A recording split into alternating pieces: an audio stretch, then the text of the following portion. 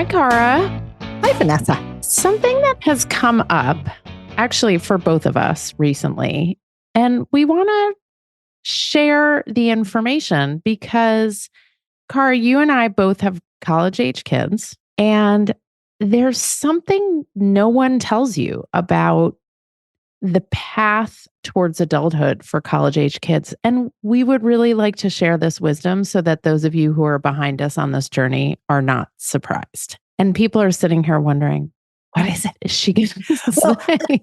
I think we should back it up to the high school on-ramp to this path because. Oh, right. Exactly. Right? So we're talking about summer jobs and how we build, emotionally independent, physically independent, and financially independent young people in our homes, right?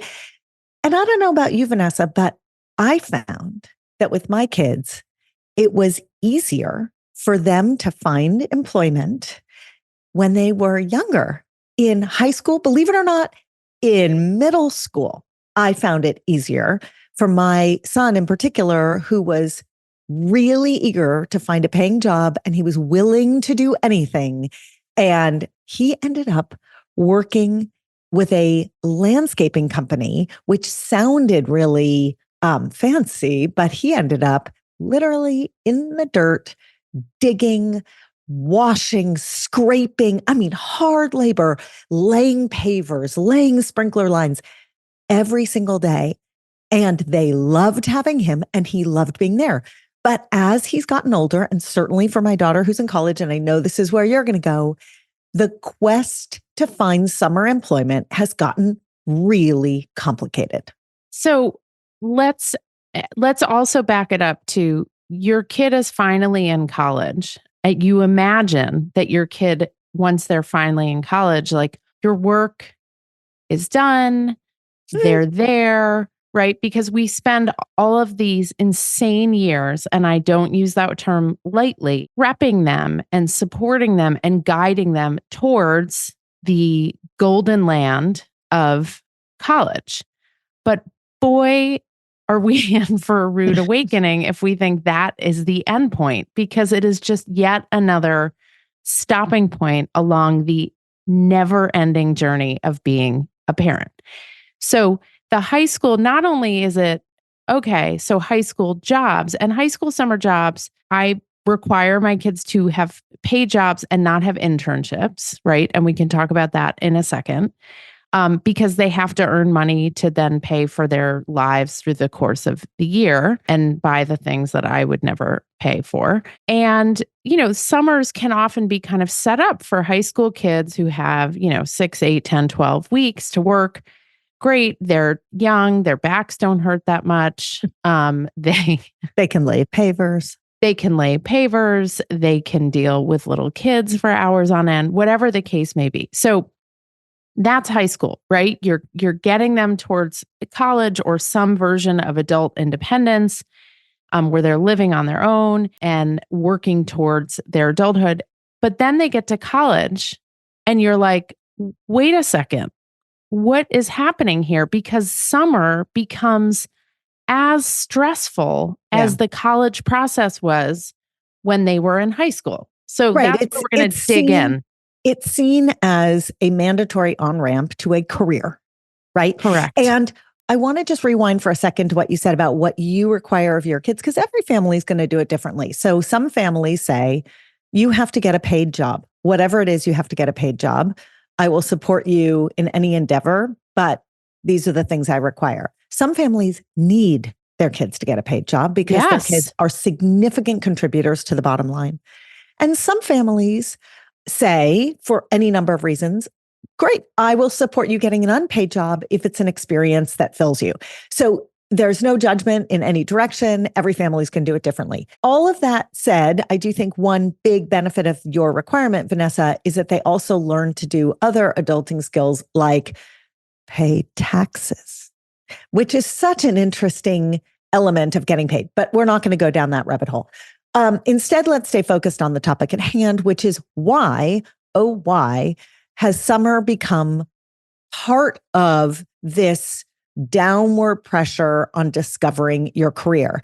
And this is where the concept of internship and the competitive nature of getting internships has to be mentioned in this conversation, because there is all this competition to getting these very coveted jobs, generally in the category of internships. Some internships are paid and some are not paid. And I think it's important to state the legalities of this, just so people know. I mean, certainly in the state of California, I can't speak for the entire nation, but I would love a listener to, especially a lawyer listener, to DM us or email us and fill us in. But in the state of California, you cannot hire an unpaid intern who is not given then some other form of credit. Generally, it's in the form of school credits. So if someone is doing labor for you, that labor has value, and it either has to be paid with cash money or it has to translate into school credits that can, I would imagine, in theory, offset their course load during the year or help them make their path through college a little faster, which has value, right? So do you know if that's national, Vanessa? I believe in the state of New York, it's also true. I don't know if that is a federal law, but I know there were a series of lawsuits about unpaid interns, and some people got in trouble for that. So yeah. But the reason they evolved is what you were starting to say, right? Which is like, so your kid might want to have a job in fill in the blank career. Right. So the reason that I tell my kids, and as Cara said, every family is going to have different approaches, but we should all have reasons for why. The reason I don't have my kids take office internships in high school is because I say to them, you have the rest of your life to sit in an office. Now, that concept of sitting in an office is like a fairly loose concept now, because so many people 2018 work remote, right? But they have young bodies that need to be outside and moving. So I also, while if they could get retail jobs, I would allow them to work retail jobs. I encourage them to have jobs where they are outside, moving their bodies, soaking up sunshine. For those of us who live in New York, we have to stockpile the exposure to sun for the months when there is none. So can I make a retail job side note? Because I have a kid I had a retail job all the way through my every high school summer. And I have a kid who had a retail job last summer or 2 summers ago. And it is fabulous to have a retail job, to learn all of those interpersonal skills. However, I thought she was going to learn to fold her own clothes. Her retail job was in a clothing store. No, that did not. And happen. Also, my kid who wanted the retail job was basically going to spend all the money he earned by buying things at the store with the discount they provided. Correct. Yes.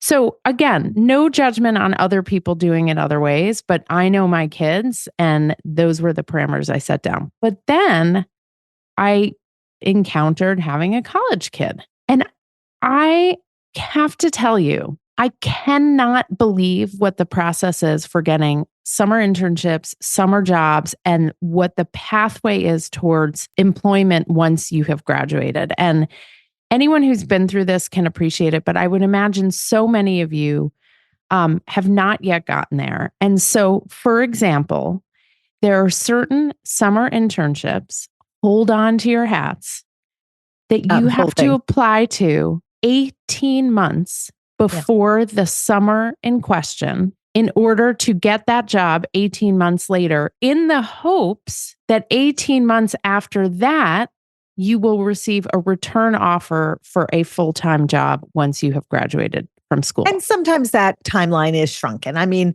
certainly another path through is by, say, October of one academic year, you are applying for the summer internship that's going to happen, what is that, 8 months later? Yes. And then the hope is that 12 months later, you'll have a job. So like sometimes it's a little shorter than that. No. 18, but still, that's the most extreme. That's the most extreme version. And many of us know people who did those programs when we were growing up. I did not do those programs, and we can share the paths that we went through as teens or not. But it was nowhere near that runway of amount of time. And even for the kids applying for the upcoming summer, those applications open November 1st. And if they have not submitted their paperwork within that first week, they are shut out of applying to many of these programs. It's like for people who live in New York City who are listening to this, the application for nursery schools opens the day after LA Labor too. Day, LA too. And I'm LA guessing too. other major metropolitan areas, the day after Labor Day. And if you do not request an application within hours of them opening, you may be shut out of receiving an application. It's so nuts. And then you layer on top of this, the kid, I might have one, who doesn't know what they want to do. Right. Like there's no room in this system for not knowing what you want to do, because the jobs that you're describing are jobs in highly competitive fields. It's not like a job at a specific company and it's one of them and some people get it and some people don't. This is the entire field of fill in the blank, consulting, finance. These are gigantic swaths in the market that I can tell you, I have a kid who, could I see her going into one of these jobs? Totally. Can she see herself? No. Why not? Because by October or November 1st of her sophomore year in college, she wasn't 100% sure she wanted to do that. Now she has missed that train and she is 100% convinced the train has left the station. These are not jobs for her. Not now, not ever. So I want to talk about our paths. I actually want to hear your path. I would love to share my path, not because I think our paths are necessarily instructive of what happens in 2024, but because I think there's a lot of value to showing how the meandering can land you somewhere unexpected and incredibly fulfilling. Vanessa, what did you do when you were done going to camp? What did your summers look like? And how did the meandering happen or not happen with your summers? So I want to acknowledge the privilege I had that I could work, that I only needed to work to pay for my college lifestyle, that I wasn't working in the summers to contribute to the cost of going to college. I was paying for, beer and pizza, basically, and, trips to visit my friends. So I want to name that because my experience is one version. I never wore tube tops. College in the late 90s in the shoulder Northeast pads? Did you wear shoulder pads? No, it was overalls and wool sweaters and clogs. And I mean, I was, I'm so much older than you. I mean, you're not that much older, but I'm tube tops older than you is what I am, Vanessa. I mean, I also did not grow up in LA. I grew up in preppy land where we never ever wore shoulder pads. No, Lily Pulitzer. Okay, so my sister listens to this podcast religiously, and she's going to feel really badly when I tell my first summer story. My first summer, I was supposed to drive cross country with my sister, and then she met someone and fell in love and decided to drive cross country with him instead of me.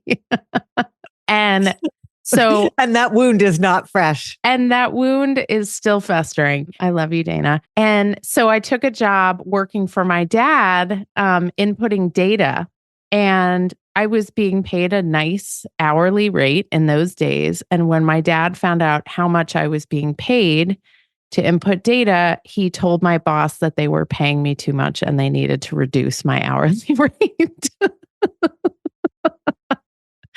So yes, that was summer. That was one summer. Another summer, I applied for a stipend, like a scholarship stipend, to be able to intern at an amazing organization called Lawyers for Children, because I was thinking about becoming a lawyer and I was thinking about becoming a social worker. And I interned for some incredible folks there. And I don't wonder if I should have become a lawyer, but I do wonder if I should have gotten a master's in social work. But that's a story for another freeze time. on that. You tried a job. You tried an industry. Yes. It wasn't the perfect fit for you. And you were able to make a set of very informed decisions based upon just trying it. Yes. Okay. And another summer, I was a camp counselor at a sleepaway camp. Oh, me too. Which Oh, Cara, I just met someone recently who was one of your campers. I I bet you totally did. forgot to tell you that. So the point is, I had no idea what I wanted to do. I had no idea who I wanted to be. I, in addition to all of that, was an American Studies major, which meant I could not choose what my major I was was because going to I say, could which meant nothing. yes. It meant I could take a ton of different classes and still have a major and graduate. And Brilliant. it was great. I loved it. I had amazing professors. I love my classes. I am a well-rounded human being who can speak to many, many topics. You really Um, are. And I am, I don't think that's just your major, but I think your major helped. But you but really are. You're think like I a think being an great, American Studies major was a great contributor to that quality. And great so quality. I yeah, so I tried tons of stuff. I didn't specialize. I mean, I was exploring and I had permission to do that. I always figured out how to cover my butt and make some money and pay for whatever I was doing. But Beer and pizza. Yeah. beer and pizza, I was supported in this by my parents, except for when my dad told them to pay me less. That Um, should support you less. Cara, what were your summers? Well, my path was a little different because my parents split up when I was 14. And we went from one financial situation to another over the following couple of years. So while I too had the luxury of having a roof over my head that I didn't need to contribute to, my mom was always able to do that. Things got tight and I had to pay for more stuff because I had such guilt in high school asking my mom for anything. My mom was working so hard and trying to figure it out on her own. And and then when I went to college, I was responsible for all of my spending money. So I, took student loans and my mom and her parents really took care of the paying for college part. And I took on, more than the beer and pizza money. It was like Mhm. all the other money, right? I've had so many jobs. Um, and I love it. And it's total badge of honor. So my very first summer job when I was 16 years old was at Champs, a sporting goods Oh, I store, know right? Champs. Champs. Yeah. I think I might have told this on the podcast before, but one of the customers who walked in at his LA was Ozzy Osbourne. And I didn't know who he was, except when he went to pay, he put his hand down on the counter to pass his credit card and he had OZZY tattooed one on each knuckle kind of thing. And I was like, oh, I know who that is. But that was my first retail experience. And then every summer after that, I worked as a script reader. I did what's called coverage. I would read scripts and I would do one sentence summary, one paragraph summary, one page summary. No wonder I started writing. And you got paid per script. It was a very LA job. And I could do that job while holding other jobs, which I did. So, I mean, in college, I worked in a frozen yogurt store and I worked in the library. By the way, TCBY. no, it was actually, it was like this. Remember Tasty Delight? This is Yeah. getting the timestamp. It was a Tasty Delight machine in an Italian cafe in Cambridge. It was two flavors a day kind of thing. But I was the I Tasty love Delight. Tasty Or sorry, Delight. it was delicious. Also, there's nothing that is not machine made Natural. chemical. I mean, it's like, God knows. I probably preserved my body in all the wrong ways during those years when I would you could get free Tasty Delight while you were working, which was a perk until it was not. But I've had every job. For anyone who's on college campuses looking for a great gig, work in a library. I got paid to do my homework.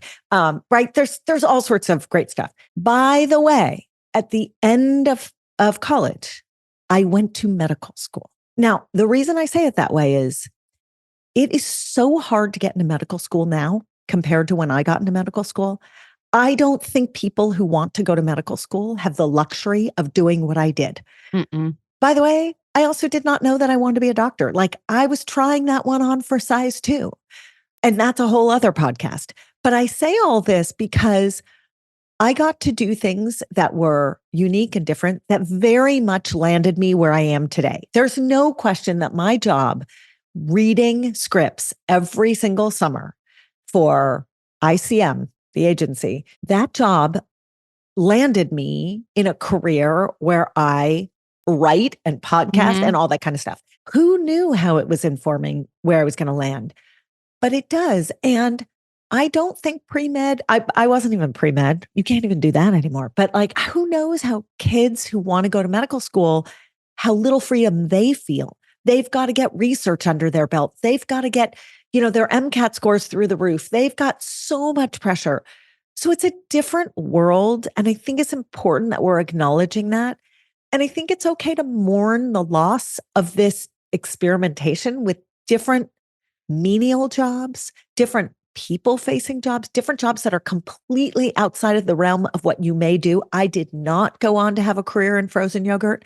And yet that job has so much story value for me. The relationships that I made while dishing out frozen yogurt, there's just, it's sad to me that that doesn't exist anymore. Yeah, I mean, so let's get back to the comparison of then and now, right? So we had these sort of meandering journeys, and yet our kids feel, and other people's kids feel, they don't have the ability to do that, that the world is telling them, nope, you got to get on this track. You got to choose. You got to decide. And I want to acknowledge that there are kids who come from homes and communities where they don't have the network to help them navigate this landscape. They don't have parents who maybe their parents don't come from this country. Maybe their parents have not themselves gone to college or graduate school who are familiar with the machinations of this. Even though you and I are like, oh, well, I didn't do that freshman year or sophomore year. We knew what, the recruiting process looked like on campus, for example. So there are kids who are literally doing this for the first time in their entire families, and they are navigating this utterly on their own. And so for people listening who are like, yeah, my kid is going to get this internship and then they're going to get this job and then they're going to be able to pay back their student loans. And then my family is not going to be under this financial pressure. Here is my advice. Help your kid navigate the internal systems and career counseling office and advising systems within their school. Because one of the things that I think kids are often not great at and parents take a step back from is what are the resources available to kids at their given school and how can they use that to leverage, summer internships or jobs beyond. So that's one thing.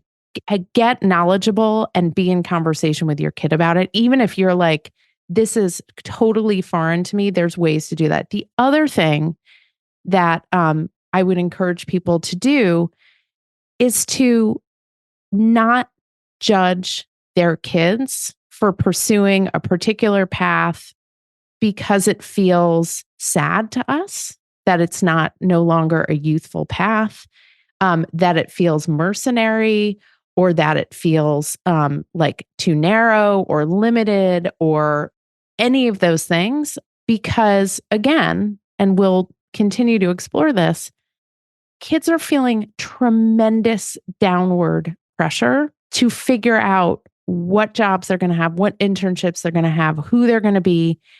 And if we judge them for that, it just adds to the pressure. And I'll add a third to your list, which is it feels so, so important to tell our kids and to mean it that this is not the end of the road. What they think they are going to do, their first job out of college, is not necessarily their career. And if they see it as one step along an interesting life path that may wind and weave, that's the path to happiness. Like everyone wants to know, how do you create joy and happiness and all of that for your kids? Well, first of all, you don't, they do. And second of all, it's by giving them permission to realize that at 20, 22, 24, they won't have it all figured out. They're not going to know exactly what they want to do. So for the ones who get the coveted internships in finance or in consulting, great. Give yourself permission to decide you don't want to do it. For the ones who go down that road further after college and a year or 2 or 3 years in, they say, this is not how I want to live my life. Okay. Like you started the episode, Vanessa, by describing the endless journey of helping to raise kids. One of the features of that endless journey is the hope that our kids and the kids in our lives will continue to come back to us as sounding boards when they're not kids anymore. And this is the perfect example of when they can do it. And I'll give you a perfect example of that, which is even those of us who have been through recruiting processes and looking for corporate jobs out of college or internships, the way the application process works now is totally different. It's totally different than it was 5 years ago. So for instance, there are now assessments, which are like not anonymous. They know who you are, but you're basically taking a test to get you to the next round. So there's that. There are interviews on Zoom, not in person, where it's possibly you and one other or a few other people being interviewed. So you have to answer questions like, what do I wear on a Zoom interview? What's appropriate? What's overdressed? What's underdressed? Do I have something do I own something that's appropriate?